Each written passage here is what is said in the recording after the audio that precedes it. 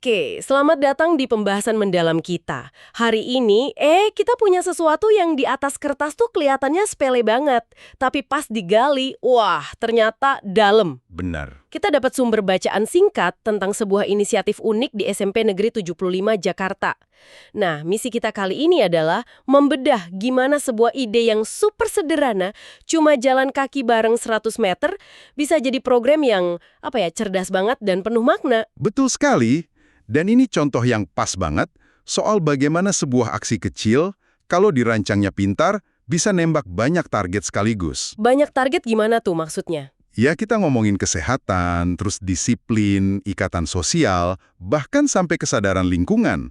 Semuanya itu dibungkus dalam satu kegiatan singkat. Nanti coba deh Anda perhatikan, di balik program ini tuh ada banyak lapisan tujuan yang sengaja ditumpuk. Ini seni merancang dampak besar dari kebiasaan kecil. Oke, ayo kita bongkar. Mekanismenya memang simpel banget ya, tapi disitulah kayaknya letak kejeniusannya. Jadi, setiap Rabu pagi, semua siswa di SMPN 75 ini nggak langsung masuk gerbang. Nggak langsung ya? Mereka justru ngumpul dulu di beberapa titik yang jaraknya kira-kira 100 meter dari sekolah. Dari situ, baru mereka jalan kaki bareng-bareng masuk ke area sekolah. Nah, ada satu detail yang kelihatannya kecil tapi krusial banget. Di sumber kita disebutin kalau para guru dan staf sekolah juga ikut mendampingi. Oh, gurunya juga ikut? Ikut. Ini poin penting. Kenapa? Karena ini langsung meruntuhkan tembok hierarki. Pesannya jadi kuat banget. Nilai-nilai yang mau kita tanamkan, disiplin, sehat, bareng-bareng, ini bukan cuma buat siswa, tapi buat kita semua sebagai satu komunitas. Jadi ini kepemimpinan lewat teladan, bukan cuma instruksi dari atas gitu ya? Tepat. Saya jadi kebayang suasananya deh. Pasti beda banget ya daripada pagi-pagi semua orang buru-buru, pasang muka masam, terus langsung masuk gerbang sendiri-sendiri. Ini jadi kayak ritual mingguan yang mereka mulai bareng. Ngomong-ngomong soal 100 meter, kenapa jaraknya segitu ya? Kelihatannya spesifik banget. Nah, pemilihan jarak 100 meter itu sendiri sebetulnya brilian. Jaraknya itu ada di, sweet spot. Sweet spot. Cukup pendek, jadi nggak ada yang merasa keberatan, semua bisa ikut tanpa ngos-ngosan. Tapi juga cukup signifikan untuk jadi sebuah tindakan simbolis. Ini kayak langkah pertama bersama sebelum memulai hari. Masuk akal. Jaraknya terukur, gampang diimplementasikan, dan inklusif buat semua. Desainnya matang banget. Cukup untuk bilang selamat pagi ke 3 atau 4 orang, tapi nggak cukup jauh sampai obrolannya jadi canggung dan kehabisan topik. Mungkin itu juga bagian dari desainnya. Bener juga. Jadi ini bukan cuma soal biar nggak telat dan sedikit olahraga aja ya. Kalau kita gali lebih dalam, desainnya tuh ternyata... Jauh lebih canggih dari itu. Betul. Nah, iya kan? Sumber kita menyebutkan ada 4 lapis tujuan di sini. Yang pertama soal menanamkan kedisiplinan. Betul. Dan cara program ini membangun disiplin itu yang menarik. Ini bukan disiplin yang dipaksakan lewat ancaman hukuman loh. Maksudnya? Coba deh Anda bayangkan. Kalau Anda tahu teman-teman sekelas dan guru Anda sudah nungguin di titik kumpul, ada dorongan sosial yang kuat untuk nggak telat, kan? Oh iya, jadi ada rasa nggak enak kalau bikin yang lain nunggu. Persis. Itu yang dalam psikologi disebut social accountability atau akuntabilitas sosial. Disiplinnya tumbuh dari motivasi internal, rasa tanggung jawab ke kelompok, bukan dari motivasi eksternal seperti takut dihukum. Jauh lebih nempel dalam jangka panjang. Jadi ini lebih ke gue nggak mau ngecewain tim gue daripada gue takut dicatat guru BK. Beda banget pendekatannya. Oke, tujuan kedua, meningkatkan kesehatan. Ini jelas sih, jalan kaki itu sehat. Tapi apa iya 100 meter sekali seminggu itu signifikan? Kalau dilihat dari kacamata kalori yang terbakar, iya jelas nggak signifikan. Tapi bukan itu intinya. Terus apa dong? Jika kita hubungkan ini dengan gambaran yang lebih besar, ini adalah intervensi mikro yang sangat cerdas untuk melawan gaya hidup sedenter, kurang gerak, yang jadi masalah besar buat remaja kita. Ini tentang menanamkan mindset. Mindset untuk bergerak ya? Benar. Dalam ilmu perilaku, ada konsep yang namanya habit stacking. Oh, habit stacking. Jadi menumpuk kebiasaan baru di atas kebiasaan lama. Persis. Kebiasaan yang sudah ada, datang ke sekolah. Kebiasaan baru yang mau dibentuk, bergerak aktif. Dengan menumpuknya, Peluang kebiasaan baru ini berhasil jadi jauh lebih tinggi daripada sekedar ceramah, ayo lebih banyak olahraga ya anak-anak. Habit stacking, oke saya catat istilah itu. Jadi ini bukan tentang olahraganya, tapi tentang membangun jembatan menuju gaya hidup yang lebih aktif. Cerdik. Lanjut ke tujuan ketiga, dan ini yang menurut saya paling hangat, yaitu membangun kebersamaan. Hmm, Sumber, kita bilang momen ini menciptakan suasana hangat dan interaksi positif. ini bukan sekedar membangun kebersamaan biasa.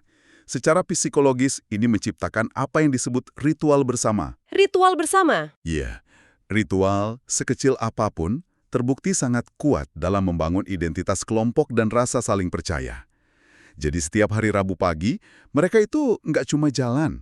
Mereka secara nggak sadar sedang merajut dan memperkuat jaring sosial di sekolah itu. Jadi momen ngobrol santai sebelum masuk kelas gitu ya. Betul, momen-momen interaksi informal di luar kelas, guru nanya kabar siswa, siswa bercanda sama teman dari kelas lain, itu lem sosial yang sangat mahal harganya. Ini membangun sense of belonging, rasa memiliki, yang krusial banget buat kesehatan mental remaja. Tapi saya kepikiran satu hal deh, apa program kayak gini nggak berisiko justru bikin siswa yang mungkin korban bullying atau yang secara sosial terisolasi jadi merasa lebih sendirian? Ah, Mereka harus jalan di tengah keramaian tapi mungkin nggak ada yang ngajak ngobrol. itu pertanyaan yang sangat valid dan kritis. Resiko itu selalu ada dalam kegiatan komunal apapun. Tapi, disinilah peran guru pendamping menjadi sangat vital. Oh, oke. Mereka bukan cuma pengawas. Peran mereka adalah sebagai fasilitator sosial. Guru yang peka bisa melihat siswa yang berjalan sendiri, lalu mendekat dan memulai obrolan ringan.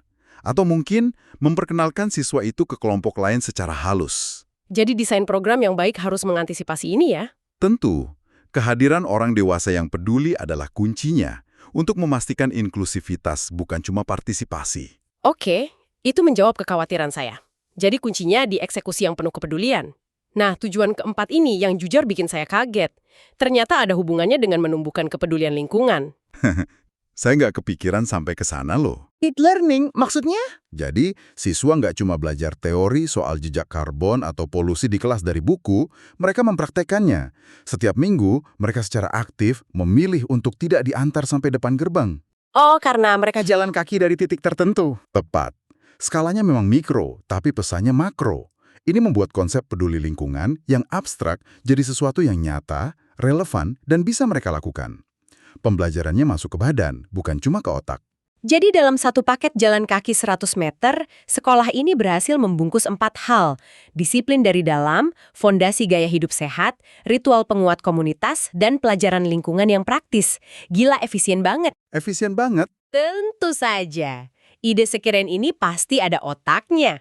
Sumber kita menyebut nama kepala sekolah, Bapak Gunawan Ahmad, MPD. Dan ini membawa kita ke peran kepemimpinan. Inovasi seperti ini seringnya nggak datang dari rapat komite yang panjang. Biasanya lahir dari visi seorang pemimpin yang bisa melihat potensi luar biasa dalam hal-hal yang dianggap biasa. Nah, untungnya sumber kita ngasih kutipan langsung dari beliau, yang kayaknya merangkum semua filosofi di baliknya. Beliau bilang, saya kutip ya, kami ingin membiasakan siswa untuk bergerak, berdisiplin, dan merasakan kebersamaan. Dari langkah sederhana ini, lahir karakter yang kuat dan sehat. Wah, Saya suka banget pilihan katanya, membiasakan bukan memaksa. Lalu frasa langkah sederhana, yang jadi fondasi untuk sesuatu yang besar, karakter yang kuat. kutipan itu dalam banget. Ini menunjukkan kalau program ini bukan cuma sekedar aktivitas atau peraturan baru. Ini adalah sebuah filosofi pendidikan yang diwujudkan dalam tindakan. Filosofi ya? Iya, gagasan inti bahwa langkah sederhana bisa melahirkan karakter yang kuat itu jantung dari semuanya. Ini memunculkan pertanyaan penting, gimana seorang pemimpin bisa secara aktif merancang budaya? Merancang budaya. Betul, bukan cuma mengumumkan nilai-nilai perusahaan atau sekolah di poster, tapi merancang sebuah pengalaman rutin yang membuat semua orang merasakan nilai-nilai itu secara langsung. Bener, ini bukan soal ngejar target atau bikin laporan yang bagus. Ini tentang proses membentuk manusia. Kata membiasakan itu kuncinya. Fokusnya ke proses, kebiasaan jangka panjang, bukan kepatuhan sesaat. Tepat. Visi seorang pemimpin itu nggak ada artinya kalau cuma ada di dokumen atau diucapkan di panggung. Visi yang efektif adalah yang bisa diterjemahkan jadi tindakan-tindakan kecil yang konsisten, gampang dilakukan, dan dipahami semua orang. Dan program Jalan 100 meter ini adalah manifestasi fisik dari visi itu. Persis, semua orang bisa melihat, merasakan, dan menjadi bagian dari visi itu setiap Rabu pagi. Visinya jadi hidup. Jadi apa artinya semua ini buat Anda yang mendengarkan? Buat saya pribadi, cerita dari SMPN 75 ini jadi pengingat telak bahwa solusi yang paling kreatif dan berdampak itu nggak selalu yang paling mahal atau paling canggih teknologinya. Nggak selalu. Kadang jawabannya ada di hal-hal yang paling mendasar. Persis. Jawabannya seringkali ada di kekuatan niat yang tulus, desain yang cerdas dan berpusat pada manusia, serta komitmen untuk melakukan sesuatu bareng-bareng sebagai komunitas. Dan prinsip di baliknya ini satu aksi kecil, konsisten dengan banyak manfaat, ini universal banget ya. Bisa diterapkan di mana saja. Universal banget. Bisa kasih contoh nggak? Gimana prinsip ini bisa kita curi dan terapkan di luar konteks sekolah? Tentu. Coba bayangkan di kantor. Mungkin bukan jalan kaki, tapi bisa jadi ritual 15 menit ngopi bareng tanpa gadget setiap pagi. Oh, menarik. Seluruh tim kumpul, ngobrol santai sebelum mulai kerja. Tujuannya apa? Membangun kebersamaan, mengurangi stres di awal hari, dan mencairkan komunikasi antar divisi. Satu aksi kecil, tapi bisa nembak 3 masalah sekaligus. Silo, burnout, dan miskomunikasi.